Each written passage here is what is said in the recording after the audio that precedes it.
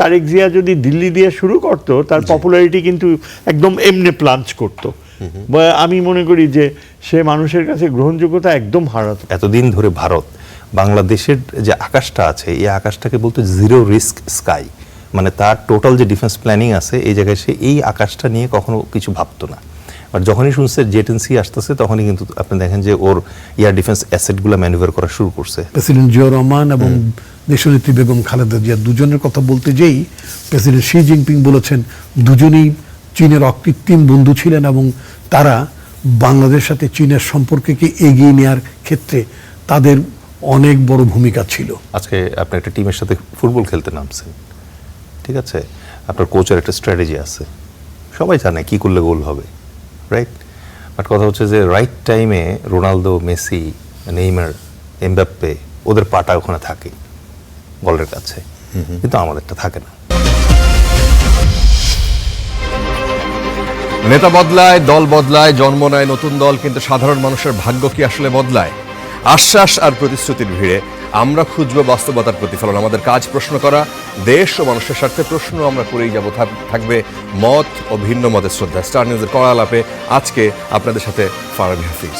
China সফর শেষ করে কিছুক্ষণ আগে, আমরা এই অনুষ্ঠান যখন শুরু করছি কিছুক্ষণ আগে প্রধানমন্ত্রী বাংলাদেশে এসেছেন এবং সেখানে বেইজিংয়ে প্রধানমন্ত্রী তারেক রহমানের সফরে বাংলাদেশ ও চীনের মধ্যে স্বাক্ষরিত হয়েছে 17টি চুক্তি এবং সমঝোতা স্মারক, তিস্তা মহাপরিকল্পনা আর ব্রিক্স সদস্য পদে বেইজিংয়ের জোরালো সমর্থনের কথা আপনারা হয়তো এতক্ষণে জেনে গেছেন। ঢাকাকে এক নতুন ভূ রাজনৈতিক শক্তি হিসেবে সামনে আনছেন অনেকেই। সম্পর্কের এই কৌশলগত সমীকরণ আগামী দিনে বাংলাদেশের অর্থনীতি ও আঞ্চলিক রাজনীতিতে ঠিক কী বার্তা দিচ্ছে, এটি নিয়েই আজকে আমরা আলোচনা করতে চাই। এবং একই সাথে নতুন এই মেরুকরণ ভারত এবং মার্কিন যুক্তরাষ্ট্র ঠিক কীভাবে দেখছে সেটিও একটা বড় প্রশ্ন বাংলাদেশের সামনে এই মুহূর্তে। আমাদের সাথে আলোচনার জন্য যারা রয়েছেন পরিচয় করে দিয়ে শুরুতে রয়েছেন অধ্যাপক ডক্টর এম শাহিদুজ্জামান, তিনি আন্তর্জাতিক সম্পর্ক বিশ্লেষক। রয়েছেন ডেল এইচ খান, তিনি সাংগঠনিক সম্পাদক ও মুখপাত্র জনতার দল, তিনি নিরাপত্তা বিশ্লেষক এবং সাবেক সেনা কর্মকর্তা। এবং সবশেষ রয়েছেন ডক্টর আসাদুজ্জামান রিপন, তিনি ভাইস চেয়ারম্যান বিএনপি। আপনাদের তিনজনকে স্বাগত জানাচ্ছি। আমরা শুরু করি জনাব ডেল এইচ খান আপনাকে দিয়ে। চায়নার ডক্টর এম শাহিদুজ্জামান আপনাকে দিয়ে শুরু করি, যেহেতু এই আলোচনাটা আপনার সাথে খুব ভালোভাবে মানে আপনার মুখ থেকে আগেও শুনেছি, সেই কারণে আপনি ভালো বলতে পারবেন। আমরা দীর্ঘদিন ধরে বাংলাদেশ নতুন সরকার যখন গঠিত হওয়ার পরপরই ধরেন ভারতের সাথে একটা সম্পর্কের কারণে সেই দেশ সফর করে সবার আগে, এটা আমরা দেখে আসছি। তো সেই জায়গায় ব্যতিক্রমও দেখেছি বিভিন্ন সময়। তো এইবার এই সফরকে, মালয়েশিয়া এবং চায়না সফরকে, এটা মানুষ কিভাবে দেখছে, বহির্বিশ্ব কিভাবে দেখছে এবং বাংলাদেশের মানুষের বা কীভাবে দেখা উচিত? ধন্যবাদ আপনাকে। আপনার প্রথম যে ধারণাটা সাধারণত ভারতকে দিয়েই শুরু করি। আমার দীর্ঘ সময়ে যে আমি লক্ষ্য করেছি সেই শেখ মুজিবুর রহমানের সময় থেকে, এটা কিন্তু আমার কাছে কখনো মনে হয় নাই যে ভারতকে দিয়ে শুরু করতে হবে। ভারতের সাথে একটা আর্লি স্টেজে কিছুটা গ্র্যাটিটিউডের সম্পর্ক ছিল। তারপর শেখ মুজিব যখন লাহোর সফরে গেল এবং তারপর মিসেস গান্ধী আর মিস্টার সোরেন সিংকে মুখে শুনিয়ে দিল যে আমি কোথায় যাব কি যাব না সেটা আপনাকে জানাতে হবে না মিস্টার সোরেন সিং, আমি দক্ষিণ এশিয়ার ইতিহাস জানি এবং আমি নিজেই সেভাবে সিদ্ধান্ত নেই। আপনারা অনেকে হয়তো জানবেন যে আমাদের প্রাক্তন সচিব আসাফুদ্দৌলা তিনি ওইখানে ওই মিটিংয়ে বসেছিলেন এবং তার সরাসরি সামনে শেখ মুজিব সাহেব এই উক্তিটি করেছিলেন।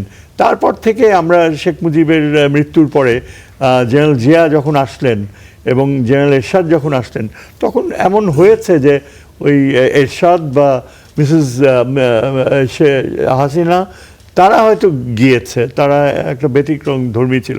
ইভেন এরশাদের বেলায় I am not so sure whether he started with Delhi. এটা একেবারেই একটা মিসনমার। আমার ধারণা হচ্ছে এই যে বাংলাদেশের মানুষ একেবারে ঠিক উল্টাটা এক্সপেক্ট করে এই গভর্নমেন্ট ক্ষমতায় আসার পরে, কিংবা এই যে ইউনূস সাহেব ক্ষমতায় আসার পরে সবাই মানে পপুলার এক্সপেকটেশন ছিল মোটেও দিল্লি নয়, কারণ দিল্লি আমাদের জন্য এমন এমন অভিজ্ঞতা সৃষ্টি করেছে যা কিনা একটা শত্রু রাষ্ট্রই করতে পারে। সুতরাং সেদিক থেকে চিন্তা করতে গেলে এই যে এই সরকার প্রধান, আমার মনে হয় তারেক জিয়া যদি দিল্লি দিয়ে শুরু করতো, তার পপুলারিটি কিন্তু একদম এমনি প্লাঞ্চ করতো। বা আমি মনে করি যে সে মানুষের কাছে গ্রহণযোগ্যতা একদম হারাতো। আপনি দেখেন এই যে ভারতীয় অ্যাম্বাসেডার, রাষ্ট্রপ্রধান অ্যাম্বাসেডার এখানে আসছে, তাকে কি পূর্ণমন্ত্রীর দেয়া হয়েছে। এবং বাংলাদেশের মানুষ বেশিরভাগই সোশ্যাল মিডিয়াতে দে ওয়্যার অ্যামিউজড যে তাদের মন্ত্রিত্ব পাইতে পারে, কিন্তু আমাদের দেশে সে একটা অ্যাম্বাসেডার শুধু। এই যখন মানসিকতা, তখন আমার মনে হয় Tarique Rahman was absolutely correct. He went to মালয়েশিয়াতে গিয়েছে, যেটা আমাদের একটা বন্ধুপ্রতি মুসলিম রাষ্ট্র, যার অনেক কিছু ধর্মীয় মূল্যবোধের সাথে আমাদের মিলে, এবং সাউথ ইস্ট এশিয়াতে মালয়েশিয়ার প্রচণ্ড প্রভাব রয়েছে আসিয়ানে। সেখান থেকে এই যে চীন সফরে গেলেন, সেখানে আমরা জানি যে তাকে লাল গালিচা সম্বর্ধনা দেওয়া হয়েছে। প্রতিটা পদক্ষেপে জিয়াউর রহমানের পুত্র তারেক রহমান, তার বডি ল্যাঙ্গুয়েজ দেখলে মনে হয় হি ওয়াজ ব্রিমিং উইথ কনফিডেন্স। তার মধ্যে অত্যন্ত একটা প্রস্তুতি ছিল, এবং তিনি মনে প্রাণে হয়তো জানতেন যে তিনি চীনে আসবেন, এবং এই চীনের সফরটা হয়েছে। তার সাথে দুজনই টেকনোক্র্যাট এক্সপার্টস ছিল, আপনি যদি লক্ষ্য করে থাকেন। একজন পররাষ্ট্রমন্ত্রী নিজে, আরেকজন আমাদের ওই যে ইনভেস্টমেন্ট ব্যুরোর চেয়ারম্যান ভদ্রলোক। দে আর এক্সেলেন্ট নেগোশিয়েটর। আচ্ছা আচ্ছা, ডক্টর আসাদুজ্জামান, এই সফরকে ধরেন যদি এইভাবে পজিটিভলি দেখা হয়, ভারত এটাকে কিভাবে দেখছে? ধন্যবাদ আপনি। আসলে ভারতের কি খুব দেখার কিছু আছে বা দেখার থাকা উচিত, আমি সেটা সেইভাবে বলতে চাই। একজন সরকার প্রধান তিনি নির্বাচিত হওয়ার পরে তার নিজের দেশের স্বার্থ অনেক অনেক কিছু থাকে তো সামনে, আর এমন একটি সময়তে তিনি দায়িত্ব নিয়েছেন যেটা খুব স্বাভাবিক সময় না। মানে সারা বিশ্বে একটা অস্থিতিশীলতা, বাংলাদেশে একটা অস্থিতিশীল অবস্থা থেকে একটা উত্তরণের দিকে এগুচ্ছে, এবং অর্থনৈতিক সংকটটা ভীষণভাবে আমরা মানে ইসের মধ্যে আছি। আমাদের ব্যাংক ব্যবস্থা পুরোটাই মানে ক্রাশ বলা যেতে পারে। তো এটা তো আপনার কোনো মানে প্রধানমন্ত্রী 4 মাস দায়িত্ব পালন করতে করতে খুব হাঁপিয়ে উঠেছেন, ক্লান্ত হয়ে পড়েছেন। উনি এক জায়গায় একটু বিশ্রাম নিতে, হাওয়া বদল করতে যাবেন, সেটা একটা বিবেচনা হতে পারতো। তিনি কোন দেশে যাবেন, সুইজারল্যান্ডে যাবেন, না এরকম কন্ডিসিভ ওয়েদার কোথায় আছে সেখানে যাবেন। বিষয়টা তো সেরকম না। বিষয়টা হচ্ছে বিষয়টা হচ্ছে দেশের সাথে অন্য যে সম্পর্কগুলো আছে সেগুলোর সাথে অ্যাডজাস্ট করার ব্যাপার আছে। আমার মানে কারণ আমাদের নীতিটা হচ্ছে তারেক রহমানের ডক্ট্রিন বলে আমি পত্রপত্রিকা দেখছি, সেটা একটা নিঃসন্দেহে সেটা সবার আগে বাংলাদেশ বলে যে কনসেপ্টটা, যে ডক্ট্রিনটা ইতিমধ্যে এস্টাবলিশ হয়েছে, এটাকে যদি আমি সামনে বিবেচনায় রাখতে চাই, তাহলে তো সরকার প্রধানের নিঃসন্দেহে উচিত হবে যে এই মুহূর্তে বাংলাদেশের সাথে কাদের সাথে সম্পর্কটা উন্নয়ন করলে বাংলাদেশ বর্তমানে যে সংকটগুলোর মধ্যে চলছে এখান থেকে উত্তরণ ঘটতে পারে। সেক্ষেত্রে নিঃসন্দেহে চয়েস হচ্ছে মালয়েশিয়া, নিঃসন্দেহে ফার্স্ট চয়েস। আমাদের 2000-এর মতো দেশের মানুষ সেই দেশে ইরেগুলার হয়ে পড়েছেন, কারাগারে আটক আছেন। সরকার প্রধান হিসেবে ওই মানুষগুলোকে মুক্ত করা একটা অত্যন্ত গুরুত্বপূর্ণ কাজ। উনি যখন মালয়েশিয়াতে গেলেন, এবং নিঃসন্দেহে বিষয়টা আলোচিত হয়েছে, এবং আমরা আশা করছি যে মালয়েশিয়ার সরকার বিষয়টা সহানুভূতির সাথে দেখবেন। আমাদের শ্রমবাজার একটা রেমিটেন্সের উপর যেহেতু আমরা অনেক বড় মাত্রায় নির্ভরশীল, তো সেখানে আমাদের শ্রমবাজার একটা একেবারেই নিকটতম দেশগুলোর মধ্যে, শ্রমবাজারের মধ্যে মালয়েশিয়া আমাদের খুব কাছের একটি দেশ।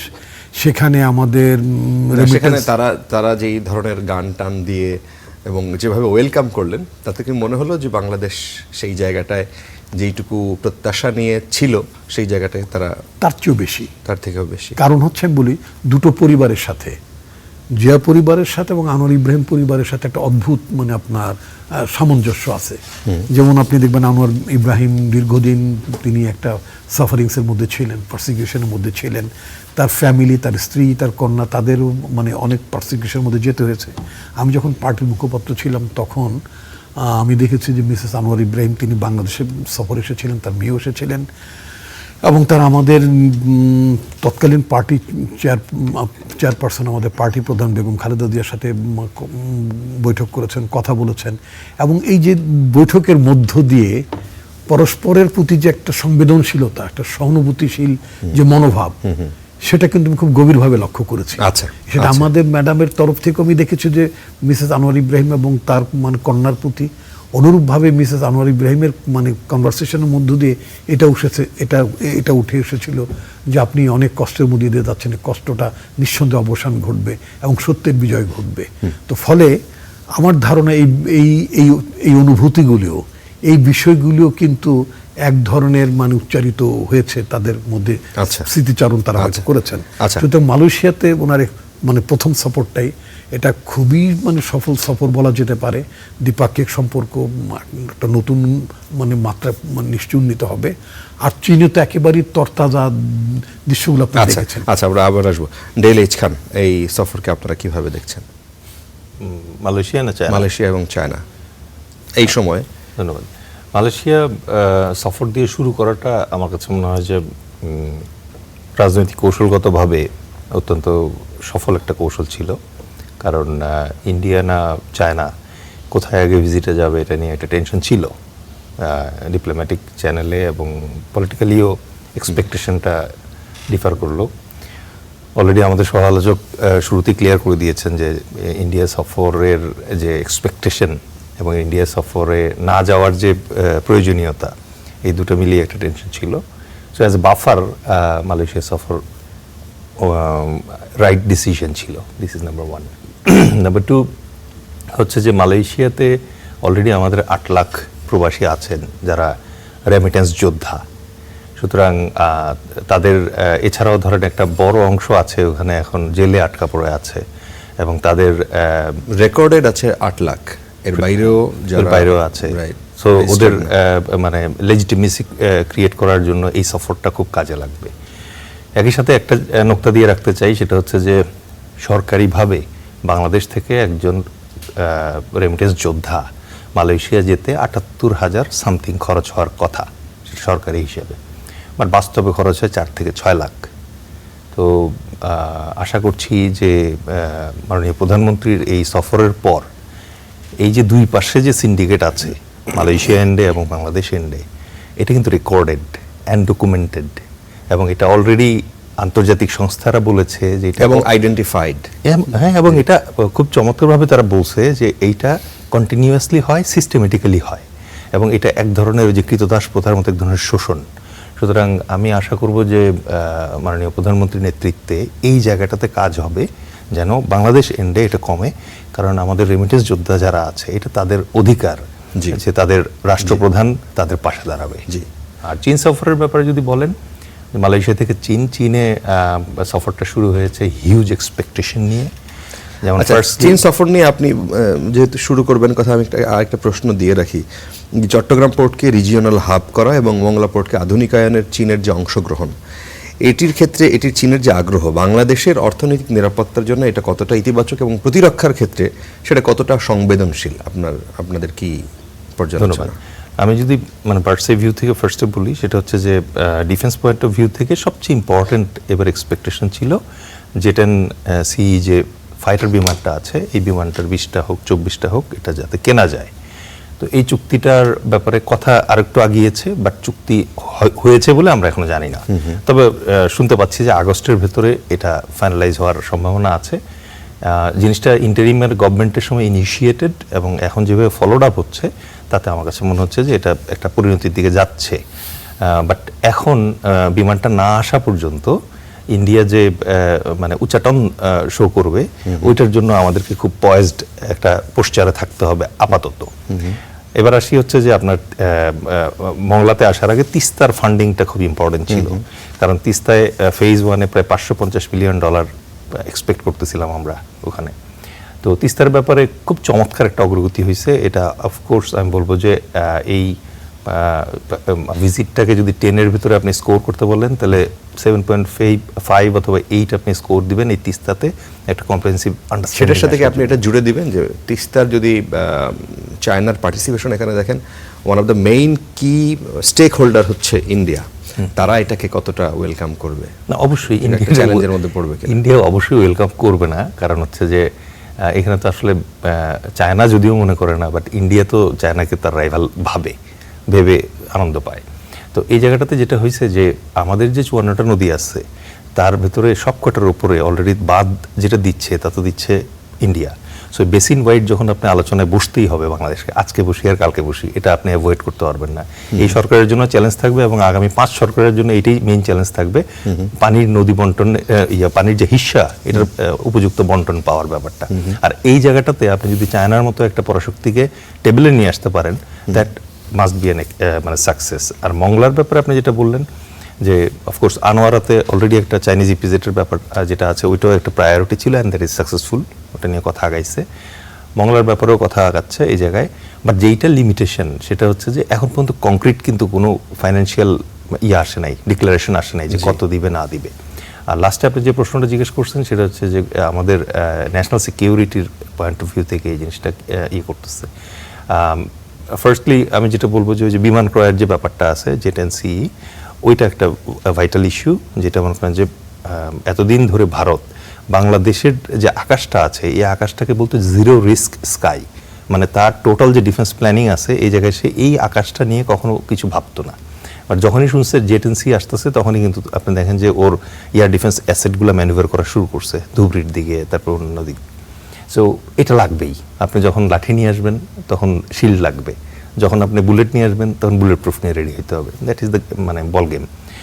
আর বন্দরের ব্যাপারে যেটা বললেন যে চিটাগং পোর্ট এবং মংলা পোর্টের উন্নয়নটা এত বেশি জরুরি, আপনি কল্পনা করে দেখেন যে ঢাকা মানে বিভাগের অর্ধেক সাইজের একটা দেশ সিঙ্গাপুর, ও শুধু পোর্ট দিয়েই কিন্তু বাজিমাত করতেছে। আমাদের যে পোর্ট আছে এই পোর্ট যদি আমরা প্রপারলি এঙ্গেজ করতে পারি তাহলে এইটা কিন্তু গেম চেঞ্জ করতে পারবে। বাট আনফর্চুনেটলি যেটা হয়েছে দেখেন, চিটাগংয়ের মেয়রের কিন্তু অতিথি হচ্ছে চিটাগং পোর্টের যত বিদেশি জাহাজ আসে, এই নাবিকরা এসে জাহাজ থেকে নামে না, তাদের জন্য কোনো ব্যবস্থা নাই আমাদের পোর্টগুলোতে থাকা উচিত, duty free shopping and all other things থাকা উচিত। একই সাথে আমাদের যেটা এনশিওর করতে হবে, যেমন মংলার দিকে একটা প্রবলেম হচ্ছে না, শ্রীলঙ্কার ওই যে পোর্টটা কি হাম্বানটোটা, হ্যাঁ সেই হাম্বানটোটা যে অভিজ্ঞতা চায়নার থেকে টাকা নিয়ে ইনভেস্টমেন্ট নিয়ে সেখানে যে অভিজ্ঞতা, সেটাকে মাথায় রেখেই কি এই ধরনের একটা প্রজেক্ট হাতে নেয়? চাইনিজ ঋণের ফাঁদ একটা পুরাতন টার্মিনোলজি, বাট আপনাকে যদি গত 5 বছর অথবা 10 বছরের হিসাব দেখেন আপনি, তাহলে দেখবেন যে চায়না কিন্তু এখন আর হরে ধরে লোন দেয় না। তার আগে দেখে যে লোন আপনার পরিশোধের ক্যাপাসিটি আছে কিনা ওটা খুব ক্লিয়ারলি দেখে তারপরে লোন দিচ্ছে। আর একই সাথে বাংলাদেশেরও তো এখানে রেসপন্সিবিলিটি আছে, ও আপনাকে হেল্প করবে বলেই আপনি চাইনিজ প্রক্সি হয়ে যাবেন, এটা তো হওয়া যাবে না। আচ্ছা, ডক্টর শাহিদুজ্জামান, যদি আপনি এই বিষয়টা নিয়ে বলেন, তিস্তার কথাই যেহেতু তুলছেন, প্রধানমন্ত্রী এই সফরে দ্বিপক্ষীয় আলোচনার অন্যতম প্রধান ইস্যু ছিল এই তিস্তা। এখন তিস্তা নদীর উপরে পানি বন্টন এবং অববাহিকা উন্নয়নে চীনের অংশগ্রহণকে ভারত কিভাবে দেখতে পারে এবং বাংলাদেশ কিভাবে এখানে ভারসাম্য বজায় রাখতে পারে? ওকে, প্রথমত ভারসাম্য শব্দটা কিন্তু আমাদের হাতে না। আমরা আইআরের ছাত্র হিসেবে ধারণা ভারসাম্য আমাদের জন্য ঠিক করে দেয় গ্রেট পাওয়ার্সরা।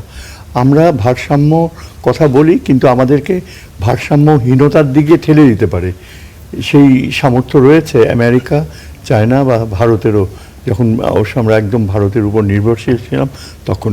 আচ্ছা, আর এই যে তিস্তার ভবিষ্যৎটা, আমি দেখেন একটা বাস্তবতা দেখছি যে তিস্তাকে আমরা সারাক্ষণ শুধু বিউরোক্রেটিক মাইন্ডসেটে টাকা পয়সা ভাগবাটোয়ারার হিসাবে দেখে এসছি, এবং এখনও আমি মনে করি যে তিস্তার চায়নাকে দায়িত্ব দেওয়ার ব্যাপারে পুরোটাই কিন্তু এখানে বার্গেনিং করছে আমলাতান্ত্রিক পদ্ধতিতে, যে মানে ফিনান্সিয়াল অ্যাসপেক্টে কার পকেটে কত টাকা যাবে।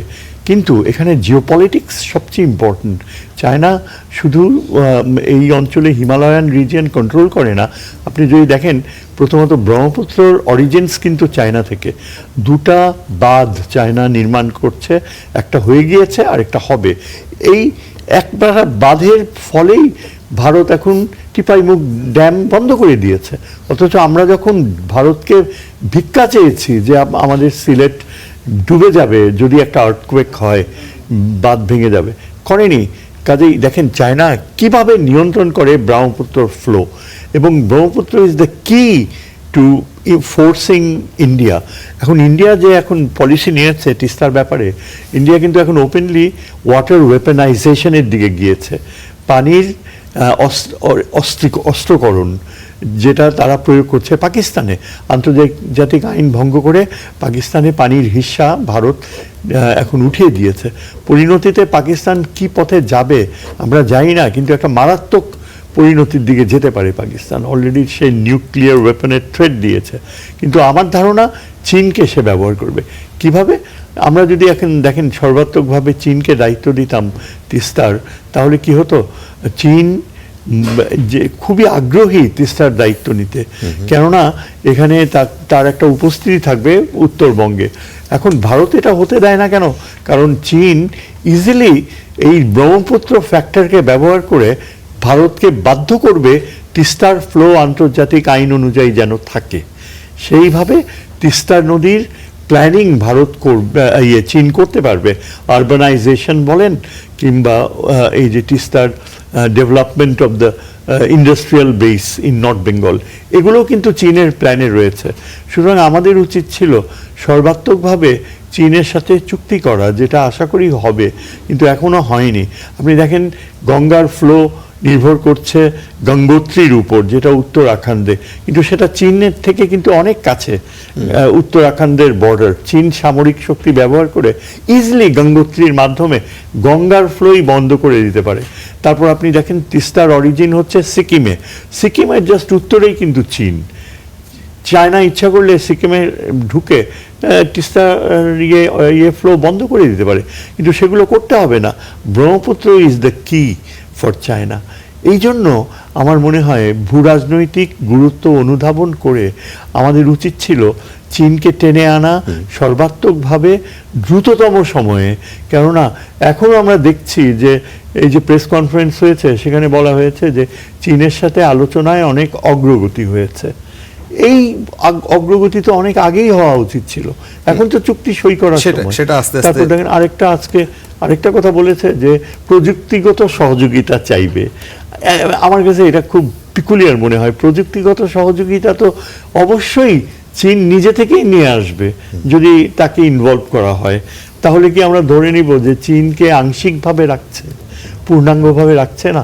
এটাই আমার অ্যাপ্রিহেনশন। আচ্ছা, ডক্টর আসাদুজ্জামান রিপন, আপনি যদি এই বিষয়টা নিয়ে বলেন, আপনাদের ইশতেহারে, বিএনপির ইশতেহারে কিন্তু তিস্তার বিষয়টা ছিল, সেখানে চায়নাও আগ্রহ প্রকাশ করেছে।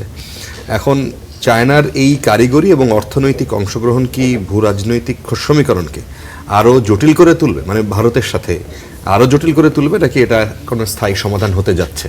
দেখুন, এখন আমাদের তরফ থেকে আমরা যদি আমাদের স্বার্থে অনেক কিছু বিবেচনা করি, তো সেই ক্ষেত্রে যদি পার্টিকুলার ইন্ডিয়ার কথা যদি ধরি, একেবারে আমাদের নেইবারিং কান্ট্রি, তো তাদের কাছে এটা তারা খুব ইতিবাচকভাবে দেখবে তা তো না, দেখার কোনো কারণও নেই।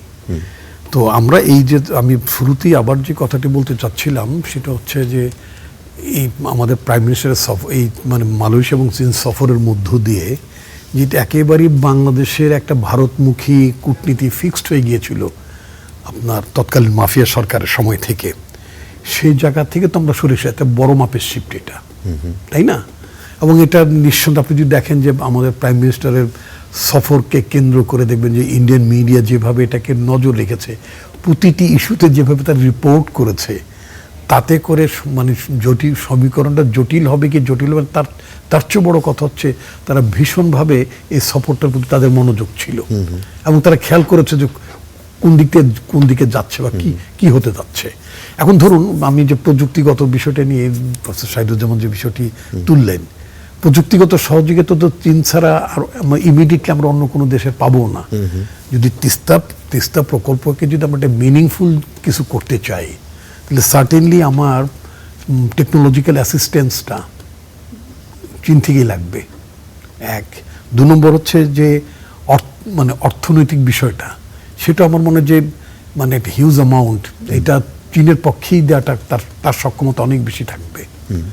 এখন ধরুন আপনি প্রযুক্তিগতভাবে আপনি প্রকল্পটা করে ফেললেন, আলটিমেটলি পানির জন্য নেগোসিয়েশনটা কিন্তু ইন্ডিয়ার সাথে আপনাকে করতেই হবে, এই নেগোসিয়েশনটা আপনাকে চালাতে হবে। এটাকে আপনি বন্ধ করে আপনি শুধুমাত্র প্রকল্প করলে চলবে না, নেগোসিয়েশনটা চলতে হবে, প্রেশারটা রাখতে হবে অন্য জায়গায়। একসময়, এখন তো নরেন্দ্র মোদী এখন ইন্ডিয়ান প্রাইম মিনিস্টার আছেন, উনি একসময় বলেছিলেন যে বাংলাদেশে আমরা তিস্তার চুক্তিটা, পানি চুক্তিটা করতে পারলাম না বিকজ পশ্চিমবঙ্গের যিনি মুখ্যমন্ত্রী আছেন তখনকার মমতা ব্যানার্জিকে কথা বলেছিলেন, তিনি এটা বিরোধিতা করছেন এবং তাদের দেশের সংবিধান অনুযায়ী রাজ্য সরকার যদি কোনো বিষয়টির একমত না হয় তাহলে কেন্দ্রীয় সরকার সেখানে সমঝোতা চুক্তি করতে পারে না। ফাইন, আমরা সেটা তখনকার বাস্তবতা আমরা মেনে নিয়েছিলাম এবং আমরা এক্সপেক্ট করেছিলাম যে পশ্চিমবঙ্গ সরকারের মনোভাব বদলাবে অথবা ওদের কেন্দ্রীয় সরকার এটাকে মোল্ড করার চেষ্টা করবেন, তা সেটা তখন হয়নি। এখন তো নরেন্দ্র মোদী সাহেবের সরকার তো পশ্চিমবঙ্গে, অর্থাৎ বিজেপি সরকার পশ্চিমবঙ্গে। এখন নরেন্দ্র মোদী সাহেবকে, অর্থাৎ ইন্ডিয়ান গভর্নমেন্টকে নতুন যিনি হাই কমিশনে এসেছেন, যার পদমর্যাদা মানে মন্ত্রী পদমর্যাদা দেওয়া হয়েছে, তাকে মনে করিয়ে দিতে হবে এখন তো পশ্চিমবঙ্গের সরকারটি তৃণমূল কংগ্রেসের সরকার না, এখন তোমাদেরই সরকার। মোদী সাহেব যে দলটি করেন, উনি তার পার্টির প্রধান না, সেজন্য আমি বলছি মোদী সাহেবদের, তাদের দলীয় সরকার এখন পশ্চিমবঙ্গে আছে। এখন যে জিনিসটা বাংলাদেশের তরফ থেকে আমাদের প্রচণ্ড মানে নেগোসিয়েশনের মধ্যে রাখতে হবে, আমি চাপ কথাটা বলতে চাই না, আলোচনাটা চালিয়ে যেতে হবে, সেটা হচ্ছে যে আমরা তিস্তা পানির চুক্তির ব্যাপারটি ভারতের সাথে একটা কার্যকর অবস্থায় যেতে চাই। এই যে আপনি ইন্ডিয়ান হাই কমিশনারের বিষয়ে বললেন, তিনি এখন মন্ত্রী পদমর্যাদা বলেছেন। এখন এই কথাটাও কেউ কেউ আলোচনায় তুলছে যে মন্ত্রী পদমর্যাদায় একজন হাই কমিশনার, তাকে কি এখন চাইলে পররাষ্ট্র মন্ত্রণালয়কে এরকম তলব করা বা ডাকা যাওয়া, ডাকা, সেটা কি আপনি নিশ্চয়ই আইনগত কোনো সমস্যায় বাংলাদেশ? প্রফেসর শাহিদুজ্জামান বলতে পারবেন, বাংলাদেশে ইতিপূর্বে আমরাও কাউকে নিয়োগ্য করিনি তা না, আমরা কাউকে নিয়োগ্য করিনি তা না, কিন্তু মন্ত্রী পদমর্যাদায় কোনো আমি যদি আপনাকে এইভাবে বলি, বাংলাদেশের একজন প্রেস সেক্রেটারি আমি শুনেছি, আমি খুব চেক করিনি, কিন্তু আমি বিষয়টা চেক করিনি, বাট আমি যিনি বলেছেন আমি কথাটা বিশ্বাস করেছি। বাংলাদেশের যিনি প্রেস সেক্রেটারি ছিলেন, এখনো বোধহয় আছেন, মিস্টার মুর্তজা, গোলাম মুর্তজা, ওয়াশিংটনে, তার অবস্থানটা হচ্ছে সিনিয়র সেক্রেটারি পদমর্যাদা, senior secretary. On the other hand, যিনি ওখানে রাষ্ট্রদূত আছেন ওয়াশিংটনে, তিনি কিন্তু সিনিয়র সেক্রেটারি লেভেলের না। আচ্ছা, তিনি কিন্তু সিনিয়র সেক্রেটারি লেভেল না। তাহলে এইখানেও কিন্তু একটা এম্বারাসমেন্ট, যদি আপনি ওইভাবে বলেন, একটা এম্বারাসমেন্ট হতে পারে। আমি অনেক ছোটবেলা থেকে, যখন কলেজ জীবন থেকে দেখেছি, বিশ্ববিদ্যালয়ে ফার্স্ট ইয়ার টার্স্ট ইয়ার যখন পড়তাম, তখন দেখতাম বিদেশি কোনো রাষ্ট্রদূতের বেলায় আপনার ওই এক্সট্রা অর্ডিনারি প্লেটিপোটেনশিয়ারি উল্লেখ করা হতো। আচ্ছা আচ্ছা, শুধুমাত্র হিজ এক্সেলেন্সি না, এক্সট্রা অর্ডিনারি প্লেটিপোটেনশিয়ারি। তো আমি তখন চিন্তা করলাম, সবাই এক্সট্রা অর্ডিনারি এবং প্লেটিপোটেনশিয়ারি না কেন? সকল রাষ্ট্রদূতই কি তাহলে এক্সট্রা অর্ডিনারি অ্যান্ড প্লেটিপোটেনশিয়ারি ন? কেউ শুধু হিজ এক্সেলেন্সি, আবার কেউ এক্সট্রা অর্ডিনারি প্লেটিপোটেনশিয়ারি। এটা ডিটারমাইন করে সেন্ডিং কান্ট্রি। আচ্ছা, তিনি তার অ্যাম্বাসাডরকে, তার দূতকে কোন পদমর্যাদায় পাঠাবেন। আপনার নিশ্চয়ই খেয়াল আছে, আমাদের একসময় সাবেক স্পিকার, সেই ক্ষেত্রে তিনি পাঠিয়েছেন, তার দেশ পাঠিয়েছে, এখন বাংলাদেশ কোনো receiving country, receiving country usually host country, জি মানে হ্যাঁ, সেটাই হোস্ট কান্ট্রি, যেভাবে বলেন না কেন, তারা সাধারণত আপনার ওই যাকে ডিপ্লোম্যাট হিসেবে এনগেজ করা হয়, সাইদুজ্জামান আরও বেশি ভালো বলতে পারবেন, যাকে এনগেজ করা হয় তার অন্যান্য বিষয়গুলো দেখা হয় সাধারণত। এখন বাংলাদেশ যদি মনে করে যে আমি সিয়েরা একজন মন্ত্রী পদমর্যাদা একজন রাষ্ট্রদূত নিয়োগ করবো, it is the choice of Bangladesh. এখানে আপনার রিসিভিং কান্ট্রি বা হোস্ট কান্ট্রি তার কিছু বলার থাকে না। আচ্ছা আচ্ছা, আর যখন আমি আরেকটু কথা মনে করিয়ে দিই এক সেকেন্ডে, আমাদের ফরমার স্পিকার শেখ রাজ্জাক আলী, তাকে যখন পরবর্তীতে মানে বিএনপি থেকে নমিনেশন দেওয়া হয়নি, তাকে পাঠানো হলো যুক্তরাজ্যে মন্ত্রীর পদমর্যাদায় হাই কমিশনার করে। এটা আপনার নিশ্চয়ই খেয়াল থাকবে। আচ্ছা আচ্ছা, সুতরাং এটা রেওয়াজের বাইরে না। কিন্তু ইন্টারভিন করব, Vienna convention on immunities and privileges of diplomats 1949-1951, এই কনভেনশন অনুযায়ী অ্যাম্বাসেডার যদি ইজ গ্রেডেড, একটা সেক্রেটারি হতে পারে, হতে পারে, কিন্তু এটা হলো ইন্টারনাল, ওই দেশের পররাষ্ট্র মন্ত্রণালয় এবং ফিনান্স মিনিস্ট্রি তার স্ট্যাটাস আর গ্রেড অনুযায়ী তার স্যালারি ঠিক করবে। সমস্ত কিছুই ওই দেশের হোস্ট কান্ট্রি যে পাঠাচ্ছে তাদের ইন্টারনাল বিষয় তাকে মিনিস্টার হিসাবে দেখানো, যাতে অন্যান্য ভারতীয় রাষ্ট্রদূতরা এই রাষ্ট্রদূতকে ওইভাবে মর্যাদার চোখে রেসপেক্ট করে। আমাদের receiving country has no such obligation. Right. না, We will treat এখন him সেই ক্ষেত্রে এই যে পুশিং no ইস্যু such হচ্ছে, obligation. বিভিন্ন রকমের ইস্যু হচ্ছে, সেই ক্ষেত্রে তাকে যেভাবে ডাকা হয়, কোনো সময় ডাকাও হয় পররাষ্ট্র মন্ত্রণালয়ে ডাকে। ঢাকার প্রস্তুত দেখাও দিতে কোনো পারে। কোনো কোনো অসুবিধা কোনো অসুবিধা নাই। ভিয়েনা কনভেনশনসে হোস্ট কান্ট্রি আমরা যদি মনে করি আমাদের জাতীয় স্বার্থ ক্ষুণ্ণ হচ্ছে, এমন কোনো বিষয় রয়েছে যা critical nature, he can immediately be summoned. সে যদি না আসে তাহলে he can be held responsible for violation of diplomatic norms, বুঝছেন? ইভেন আপনি একজন জয়েন্ট সেক্রেটারি লেভেলের স্ট্যাটাসের লোককেও কিন্তু আপনি রাষ্ট্রদূত করে পাঠাতে পারেন। পাঠাতে পারেন না তা নাকি, পাঠাতে পারেন। এটা decision of the sending country. আচ্ছা আচ্ছা, ডেল এইচ খান, আপনি যদি এই বিষয়টার সাথে এটাও যুক্ত করেন যে প্রধানমন্ত্রীর এই সফরের মাধ্যমে চীনের বেল্ট অ্যান্ড রোড ইনিশিয়েটিভের আওতায় বাংলাদেশের চলমান যে মেগা প্রকল্পগুলো, এই প্রকল্পগুলোর অর্থায়ন এবং দ্রুত বাস্তবায়নের ক্ষেত্রে নতুন কী ধরনের গতি আসতে পারে, নাম্বার ওয়ান। এবং দ্বিতীয় হচ্ছে যে বাংলাদেশ মিয়ানমার চীন করিডোরের কথা বলা হচ্ছে, এই করিডোর বাস্তবায়িত যদি হয় বাংলাদেশের বাণিজ্যিক ব্যাপ্তি এবং রপ্তানি বহুগুণ বাড়বে বলে আমাদের বিশ্লেষকরা আশা করছেন। তবে শ্রীলঙ্কা এবং পাকিস্তানের মতো বড় বড় চীনা করিডোর প্রজেক্টের অভিজ্ঞতা মাথায় রেখে, যেটা একটু আগে বলছিলাম, এই করিডোরের অর্থায়ন এবং ঋণ ব্যবস্থাপনায় বাংলাদেশ ঠিক কীভাবে নিজের অর্থনৈতিক স্বার্থ আদায় করে নিতে পারে, সেই জিনিসগুলো এইবারের চুক্তিতে প্রতিফলন ঘটেছে কিনা, আপনাদের বিশ্লেষণ কি এখন পর্যন্ত? না, আজকে কেবল আসলো তো, it's too early to say. এখনও তো অনেক কিছু রিভিল হয় নাই, মানে আসুক, প্রেস ব্রিফিং দিক, তারপরে দিক। যে জায়গাটায় আমি নোটিস করব সেটা হচ্ছে যে ধরেন আজকে আপনি একটা টিমের সাথে ফুটবল খেলতে নামছেন, ঠিক আছে, আপনার কোচের একটা স্ট্র্যাটেজি আছে, সবাই জানে কী করলে গোল হবে, রাইট? বাট কথা হচ্ছে যে রাইট টাইমে রোনালদো, মেসি, নেইমার, এমবাপ্পে, ওদের পাটা ওখানে থাকে বলের কাছে, কিন্তু আমাদেরটা থাকে না। না থাকার পিছনে মেইন কারণ যেটা হচ্ছে রাইট নাও প্রায়োরিটি কি? প্রায়োরিটি হচ্ছে বাংলাদেশ এই মুহূর্তে একটা জটিল পরিস্থিতিতে আছে। ইন্ডিয়ার সাথে আমাদের রিলেশনশিপটা একটু স্ট্রেইন।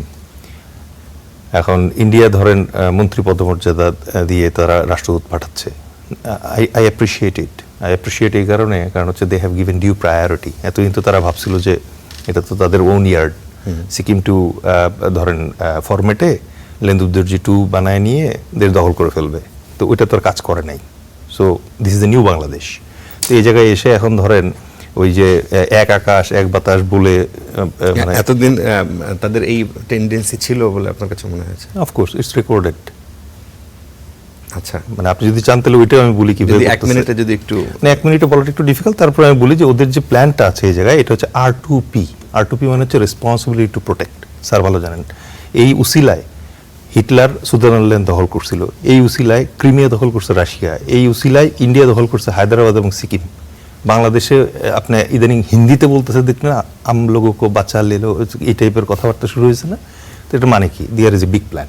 ওটাতে যাচ্ছি, ওটাতে মানে এটা পারভিউতে আসলে কভার করবো। বাট যেটা বলতেছি আমি যে আপনি এখন যে এই দীনেশ ত্রিবেদীকে এখানে পাঠাইছেন, দীনেশ ত্রিবেদী এখন একটা হায়ার রেসপন্সিবিলিটি নিয়ে আসছে, কারণ উনি এখন বাংলাদেশের সাথে রিলেশনশিপ এস্টাবলিশ করতে যাচ্ছে। কিন্তু বাংলাদেশের জনগণ বলতেছে পানি পাবো কিনা, বাংলাদেশের জনগণ বলতেছে পুশিন থামবে কিনা, বাংলাদেশের জনগণ বলতেছে সীমান্তে হত্যা থামবে কিনা, বাংলাদেশের জনগণ বলতেছে রংপুর দখল করে নিবা কিনা। We need clarity. অ্যান্ড বাংলাদেশের মানুষ জানতে চাচ্ছে হাসিনা সহ হাসিনার ক্যাবিনেটের যে পুরো অ্যাসেটটা এই মুহূর্তে ইন্ডিয়াতে আছে, এটা কবে হ্যান্ড ওভার হবে? ঠিক আছে, এই জিনিসগুলো তো টেবিলে থাকবে, টেবিলে থাকার পরে না ধরনের আলোচনা হবে। আচ্ছা, এই জায়গাটাতে এখন এসে আমি বলি যে বাংলাদেশকে কেন এখন ইন্ডিয়ান এই জায়গাটাতে এসে চাইলেই এখন আর মিস্টার তারেক রহমান অথবা বাংলাদেশ সরকার এত সহজে ইন্ডিয়ার সাথে এখন আর যে লিঙ্কটা করতে পারছে না। এখন এই কোশ্চেনগুলোর আনসার দিয়ে অথবা একটা জায়গায় এসে তারপরে মনে করেন যে রিলেশনটাকে সামনে নিয়ে যেতে হবে, রাইট? এখন এই একদিকে চায়না, একদিকে ধরেন ইউএসএ, একদিকে মনে করেন পাকিস্তান, একদিকে ইন্ডিয়া, এই সবকটা মিলে বাংলাদেশকে এখন যেটা করতে হবে ব্যালেন্সিং একটা অ্যাক্টের ভিতর দিয়ে যেতে হবে। এটাকে ইংলিশে বলে অথবা কূটনীতির ভাষায় বলে হেজিং। এখন হেজিং করার জন্য আপনার কি লাগবে? ওই যে খেলার প্রসঙ্গে আসলাম, যে গেম প্ল্যান তো সাজাইছেন, কিন্তু ওই প্লেয়ার কি আছে যে লাস্ট মুহূর্তে ফিনিশিংটা দিতে পারবে? আমাদের কূটনীতিকদের অবস্থা দেখেন না, এতদিন ধরে মেরিটোক্রেসির বেসিসে কি কূটনীতিবিদ তৈরি করছি আমরা একজন জয়শঙ্কর পাইছি, আমরা ইন্ডিয়ার চীনের যে একজন উলফ ডিপ্লোম্যাট আছে ওরকম কাউকে পাই নাই। আচ্ছা, এখন খলিল সাহেবের উপরে যে ডিপ্লোমেসিটা ডিপেন্ড করতেছে, not bad, it's moving good. এবং খলিল সাহেবকে আমাদের আরও কিছুদিন দরকার। কেন দরকার?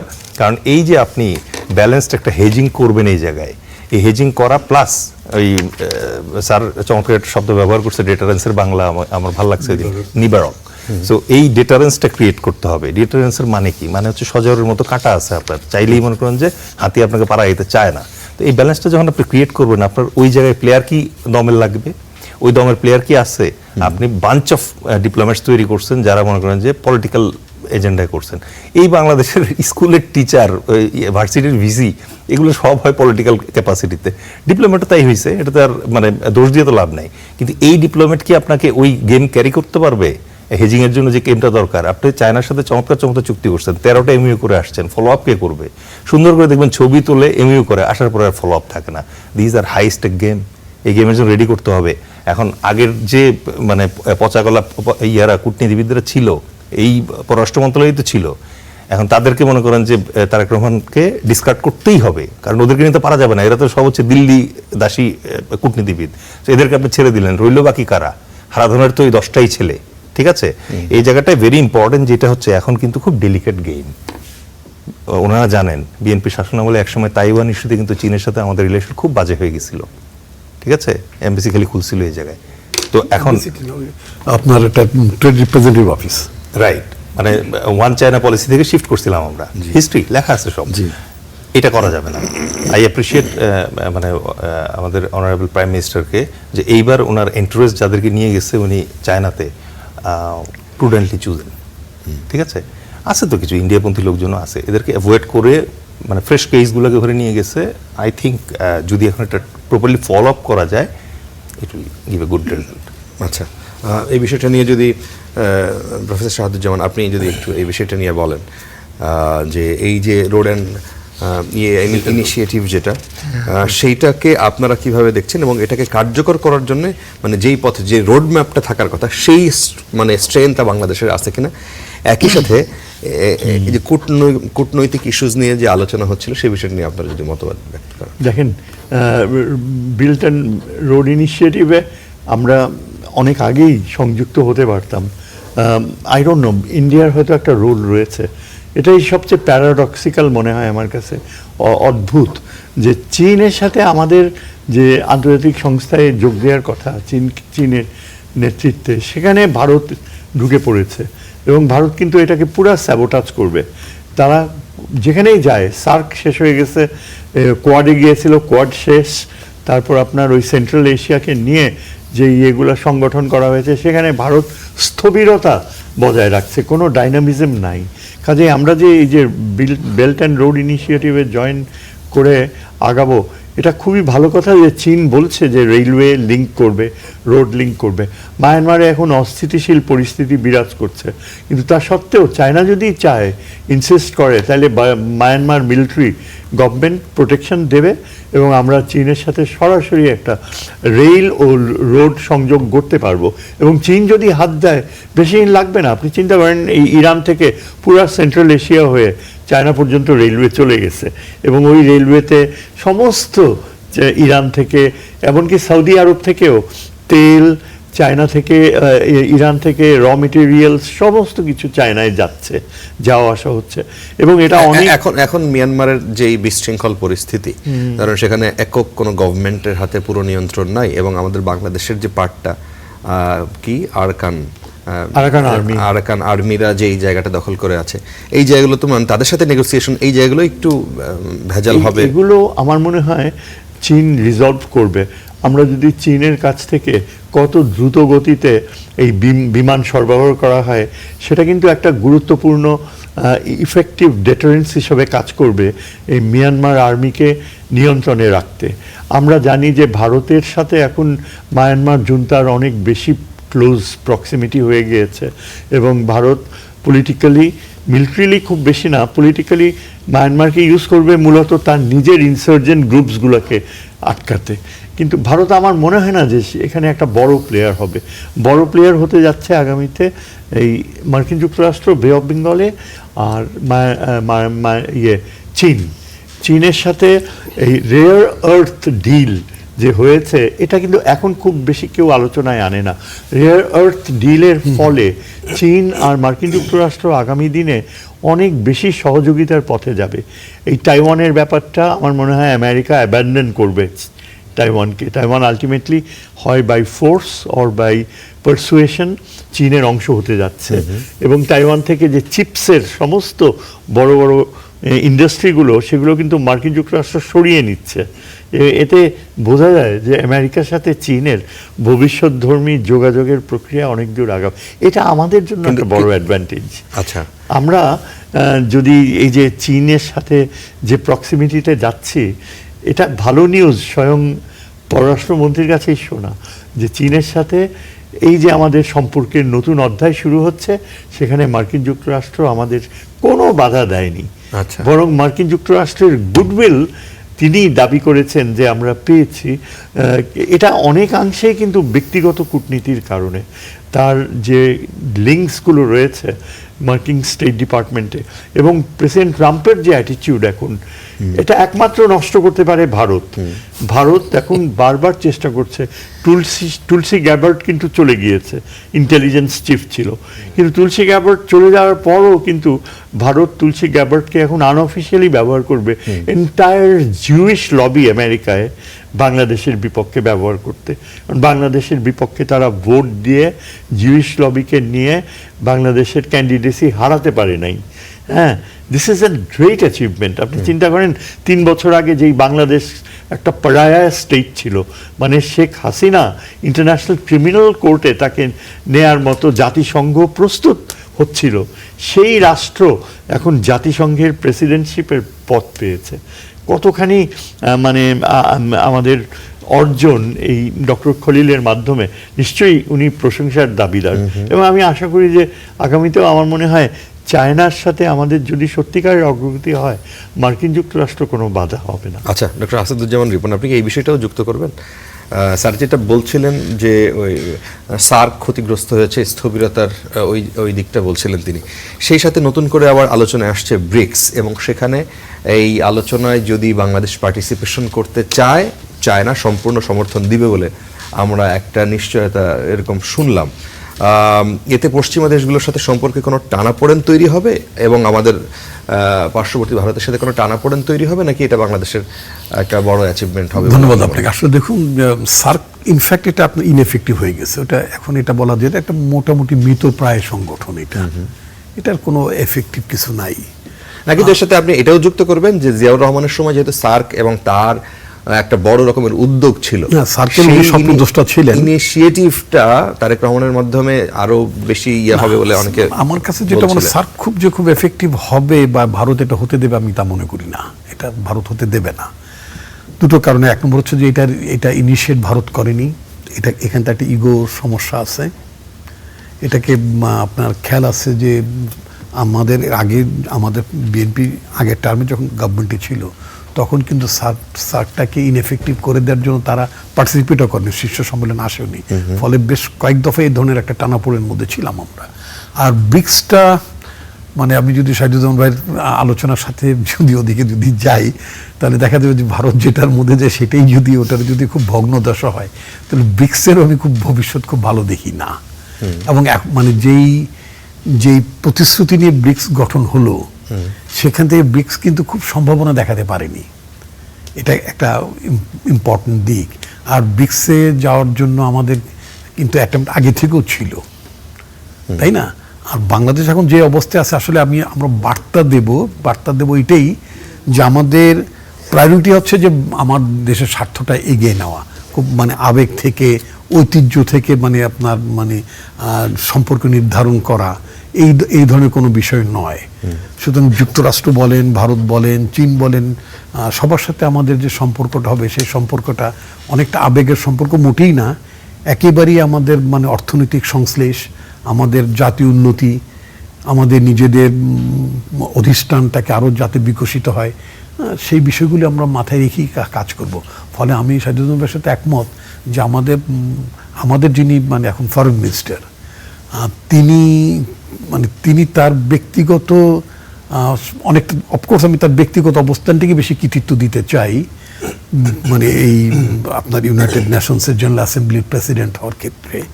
But on the other hand চীনের সাথে আমাদের যেই আজকে অনেকগুলো এমইউ হয়েছে, যেই সম্পর্কটা বিল্ড আপ হয়েছে, যে লাল গালিচা সম্বর্ধনা বাংলাদেশের প্রধানমন্ত্রী পেয়েছেন, মানে একটা অভূতপূর্ব মানে পরিবেশটা ছিল।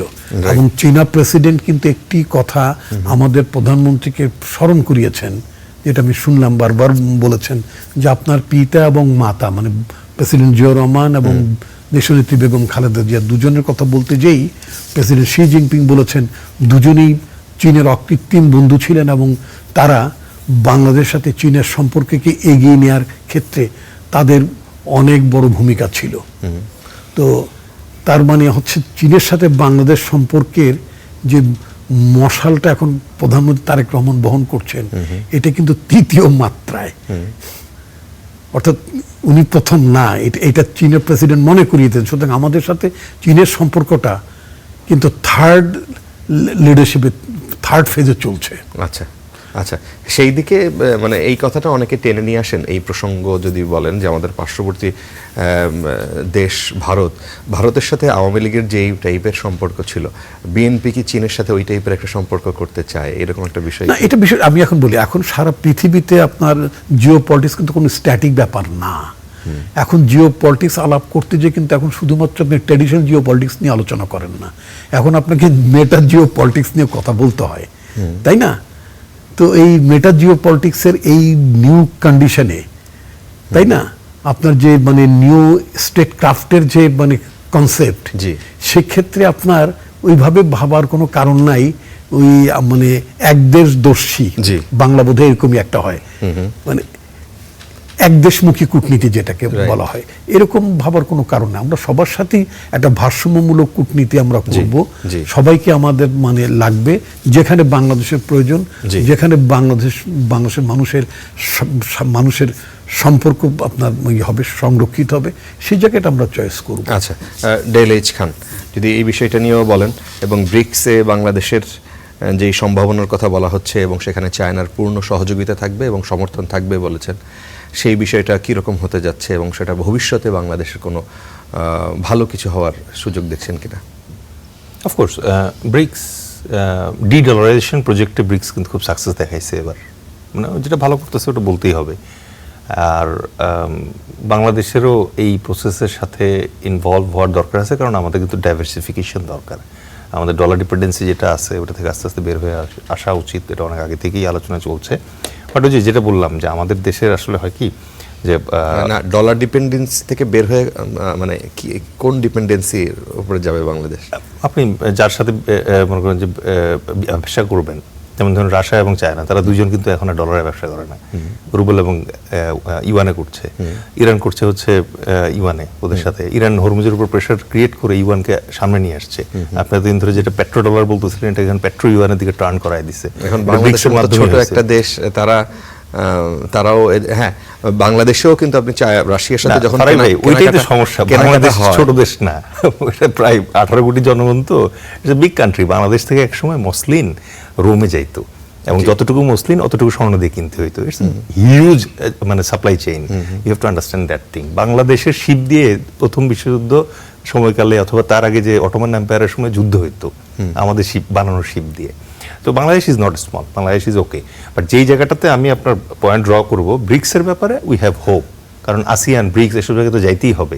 সার্ক যেটা আছে এটা তো একেবারে স্মল রিজিয়নাল সাউথ এশিয়ান, ওটার উপরে খুব বেশি আপনি এক্সপেক্ট করতে পারেন না। আমরা ইউরোর মতো মুদ্রা পাবো না, আমরা মনে করেন সেনজেন ভিসার মতো জিনিস আনতে পারবো না, কারণ একটা মাত্র কারণ হচ্ছে যে আপনি ভারতকে নিয়ে আসলে প্ল্যান করতে পারবেন না। আপনাকে প্ল্যান করলে ভারত ছাড়া সার্ক প্ল্যান করতে হবে, তাইলে হয়তো আপনি পারবেন। এবার অন্য যে প্রসঙ্গটাতে আসবো সেটা হচ্ছে চায়নার সাথে ব্রিক্স ছাড়াও আপনার বেশ ইম্পর্টেন্ট কিছু জায়গায় সাপোর্ট দরকার হবে। আজকে যদি ধরেন আমাদের মাননীয় প্রধানমন্ত্রী তারেক রহমানকে যে বিমান ফিরে নিয়ে আসছে, আমেরিকার বিমান যেটা প্রেসিডেন্টকে ক্যারি করে ওটারে বলে এয়ারফোর্স ওয়ান। তো বাংলাদেশ ওয়ান টাইপের একটা বিমান হলে ভালো হইতো, যেটার দুই পাশে দুইটা জেট এন্ড সি যদি ফ্লাই করে আসতো আজকে ওনার সাথে, যেটা বন্ধুত্বের উপহার স্বরূপ চায়না আমাদেরকে দিত, তাহলে আজকে মনে করেন যে বুকটা ফুলে যেত। ঠিক আছে, কিন্তু হয় নাই এখনো, মেবি আগস্ট সেপ্টেম্বরে হবে, দরকার হলে আরেকবার যাবে। কিন্তু ইম্পর্টেন্ট যেটা হচ্ছে চায়নার সাথে আমাদের রিলেশন লাগবে। কেন লাগবে? কারণ আমাদের হাদিসে বলা আছে যে প্রয়োজনে চীনে যাও, ঠিক আছে? চীনমুখী যে হইতেই হবে শেখার জন্য, এটা একদম ভবিতব্য, এটাতে আপনার যাইতে হবে। এবং ইসলাম ধর্ম মিথ্যা না। ইসলাম ধর্মে যেহেতু নবী করিম সাল্লাল্লাহু আলাইহি ওয়াসাল্লাম বলছে চীন ইটস টার্নিং ইনটু চীন, ঠিক আছে? 250 বছরের ইউএস সভ্যতা এখন কিন্তু আসতেছে এদিকে ঘুরে ঘুরে, 4000 বছরের চীনের এখানে। চীনের যে কারণে আপনার দরকার হবে, নাম্বার 1 হচ্ছে আপনার বিআরআই ইনিশিয়েটিভ যেটা আছে, এটাতে আপনাকে ইনভলভ হইতেই হবে। এখন চায়না ছাড়া পারবেন না। ইন্ডিয়া ব্যালেন্স করার জন্য চীনকে আপনার লাগবেই। আর লাগবে হচ্ছে রোহিঙ্গা যে ইস্যুটা আছে, এই ইস্যুটা যদি আপনি সলভ করতে চান, তাহলে আপনার চাইনিজ সাপোর্ট ছাড়া আপনি পারবেন না। আর যতদিন পর্যন্ত কায়াকপো থেকে ওদের যে লাইনটা গেছে ইয়েতে চায়নাতে, ওই জায়গাটাতে আপনি যদি ওই অ্যাপিসমেন্টটা আনতে না পারেন যে না আমার রোহিঙ্গা শিফট হলে পরে তোমার কায়াকপোর যে প্রজেক্ট আছে এটা ডিস্টার্ব হবে না, এটা জন্য দরকার। ফাইনালি ভেরি ভেরি ইম্পর্টেন্ট যে সাপোর্টটা আপনার লাগবে সেটা হচ্ছে যে ইন্ডিয়ার যে রংপুর দখল প্রজেক্টটা আছে, এই প্রজেক্টটা সে যখন ভ্যালিডিটি নেওয়ার জন্য ইউএনএ যাবে, তখন আমাদের পক্ষে একটা ভেটো দেওয়ার জন্য চায়নাকে লাগবে। আচ্ছা, থ্যাংক ইউ। আচ্ছা, প্রফেসর শাহিদুজ্জামান, আপনি যদি এইটা একটু অ্যাড করে আমরা শেষের দিকে একেবারে, আপনি যদি রংপুর দখল ইস্যু নিয়ে আসলেন, আবার সেটা আবার আলোচনা, লং ডিসকোর্স, আপনি রোহিঙ্গা প্রত্যাবাসন যদি একটু অ্যাড করেন এখানে, চায়নার সাথে যেহেতু একটা ভালো সম্পর্কের কথা বলা হচ্ছে এবং লিগেসির কথা বলেছে যে প্রেসিডেন্ট জিয়া এবং তার সহধর্মিনী আমাদের আগের প্রধানমন্ত্রী বেগম খালেদা জিয়া, তার সাথে একটা সম্পর্কের কথা চীন বারবার উল্লেখ করেছে। সো এবং যে বিশৃঙ্খল অবস্থা আপনার মিয়ানমারে, সেই জায়গায় রোহিঙ্গা প্রত্যাবাসনে বাংলাদেশ কি চায়নার কোনো হেল্প পেতে পারে? এটা খুব কঠিন ব্যাপার। আমার কাছে মনে হয়েছিল হেল্পের ব্যাপারে ওই মার্কিন যুক্তরাষ্ট্র যে একটা প্ল্যান ছিল তার আরাকান আর্মিকে আস্থায় নিয়ে, সেটা যে অবাস্তব সেটা প্রমাণিত হয়ে গিয়েছে। Arakan army is not a force যেটা আর কি আপনার আরাকানের উপর ইফেক্টিভ কন্ট্রোল রেখে একটা স্বাধীন সত্তা হিসাবে টিকতে পারে। এরা বেসিক্যালি একটা ইনসার্জেন্ট গ্রুপ এবং এরা বেসিক্যালি পলায়মান, আমাদের সাথে বিশ্বাসঘাতকতা করবে, এটা এখন প্রমাণিত সত্য। এখন রোহিঙ্গাদের ফেরত নিতে হলে আমরা কি চীনের উপর কতটুকু, এই স্টেটমেন্ট যে বের হয়েছে, চীনের পজিশন হচ্ছে যে আপনারা মেডিয়েট করার ব্যাপারে, আপনাদের সাথে মায়ানমার জুন্তার সাথে কথা বলার ব্যাপারে, অগ্রগতি সাধন করার ব্যাপারে আমরা যথাসাধ্য হেল্প করব। কিন্তু চায়না কিন্তু এখনো বলছে না যে রোহিঙ্গাদের ফেরত নেওয়া হবে, কেননা এবং এটা মূলত কিন্তু আমাদেরই করতে হবে, আমাদেরই সামরিক সামর্থ্য গড়ে তুলতে হবে। আমি জানি না কেন আমরা রোহিঙ্গা ফাইটিং ফোর্সকে সহযোগিতা করছি না। একটা মাঝখানে হয়েছিল 3-4 বছর হলে কিন্তু 1 লক্ষ রোহিঙ্গা যুবককে, সেটা কি এখনো করার সুযোগ থাকবে যদি চায়না সরাসরি, যেহেতু চায়নার সাথে আরো ভালো সম্পর্ক মিয়ানমারের সরকারে যারা আছে তাদের সাথে, সেখানে আপনি বাংলাদেশ তাদেরকে একটা ফোর্সকে এরকম সহযোগিতা করার, স্বীকৃত সহযোগিতা করার, ওপেন সহযোগিতা করার সুযোগ আছে? এটা আমাদের জাতীয় স্বার্থে কম্পালশন হয়ে যাচ্ছে। তো আমরা যদি স্ট্রিক্টলি একেবারে আমাদের জাতীয় স্বার্থ দেখি, যেটা ইন্ডিয়া তার জাতীয় স্বার্থ, চীন তার জাতীয় স্বার্থ প্রোটেক্ট করবে, এই জায়গায় যে চায়না কীভাবে চায়না তাইলে বলুক, আমরা বার্গেনিং নিয়ে করব চায়নার সাথে, যে হয় আমাদের রোহিঙ্গা ফোর্স ডেভেলপ করে আমরা ওই আরাকান আর্মিকে স্থানচ্যুত করব, না হয় তোমরা আমাদেরকে পথ বাতলে দাও, তোমরা বরং ঠিক করে দাও যে আরাকান আর্মি কীভাবে একটা ডিল করবে যাতে রোহিঙ্গাদের ফেরত যেতে হলে রোহিঙ্গাদের নিজেদের সামরিক সামর্থ্য দিয়ে সেটা সংরক্ষণ করতে হবে। আমাদের রোহিঙ্গা পলিসির ব্যাপারে সবচেয়ে বড় দুর্বলতা হচ্ছে যে উই ওয়ান্ট দ্যাট রোহিঙ্গাদেরকে কেয়ার নেবে মায়ানমারের কেউ। কেন তারা কেয়ার নেবে? তারা চায় যে কালো মুসলমান, বা ওরা বলে ব্ল্যাক পিগস, রাখাইনরা ওইখানে তাদের সিভিল সোসাইটিতে, এরা কালো শুয়োরদেরকে আমরা থাকতে দিব না, এই হচ্ছে মানসিকতা। সুতরাং unless you have your own means to protect the Rohingyas safety zone, অন্যরা কিভাবে করে দেবে? এটা আসলে এই 16 বছরের হাসিনা রেজিমে আমরা অভ্যাসগতভাবে এটা বিশ্বাস করতে শিখেছি। অনেক ধন্যবাদ তিনজনকেই। আমাদের হাতে সময় শেষ হয়ে গেছে। দর্শক, আজকে কড়া আলাপ এই পর্যন্তই ছিল। অনেক ধন্যবাদ যারা এতক্ষণ আমাদের সাথে ছিলেন।